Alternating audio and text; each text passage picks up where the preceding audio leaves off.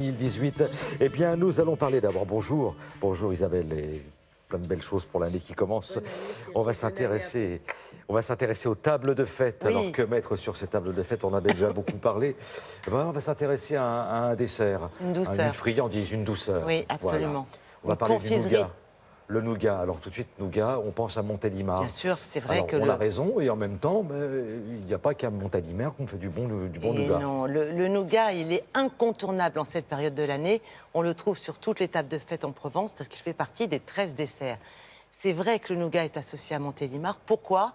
Tout simplement parce que le duc de Bourgogne, le petit-fils de Louis XIV, est passé par Montélimar à cette période de l'année, a goûté le nougat, l'a apprécié et en a rapporté à la cour, d'où évidemment la notoriété qui s'est forgée autour de la ville de Montélimar. Mais le nougat existe en Provence depuis que l'amandier y pousse.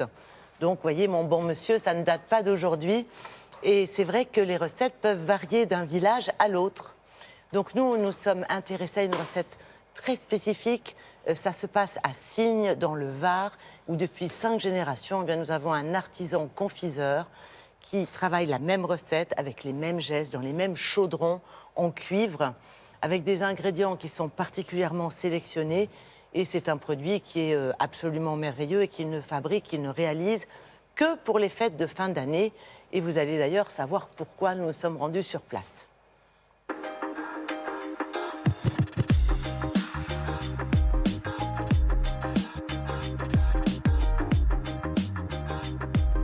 Le nougat blanc est un mélange de miel et de blanc d'œuf battu en neige. Et ce mélange est brassé pendant 4 heures au bain-marie.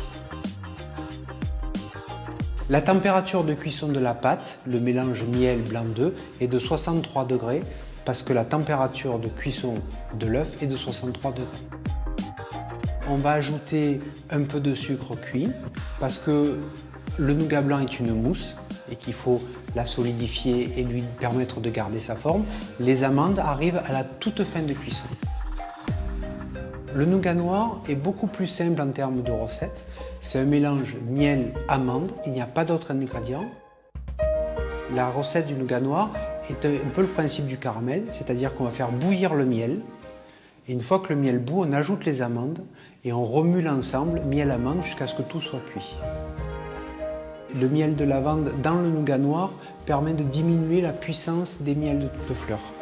Le miel de lavande est très important pour le nougat blanc parce que c'est celui qui amène la couleur. Il n'y a pas de sucre dans le nougat noir, uniquement du miel et des amandes, et le moins possible dans le nougat blanc. Donc les mois qui sont ou humides ou très chauds, on n'arrive pas à fabriquer nos recettes là.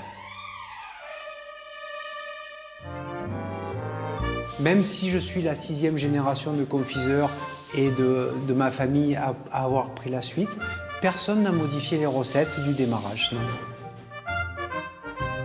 Nous fabriquons de mi-septembre à Noël. On commence à fabriquer quand on reçoit le miel et les amandes de l'année, parce que les récoltes sont fin août.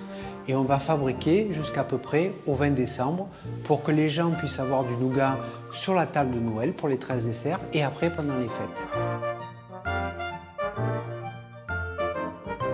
Et après, il n'y en a plus. Après, on est frustré, régime jusqu'à l'année prochaine.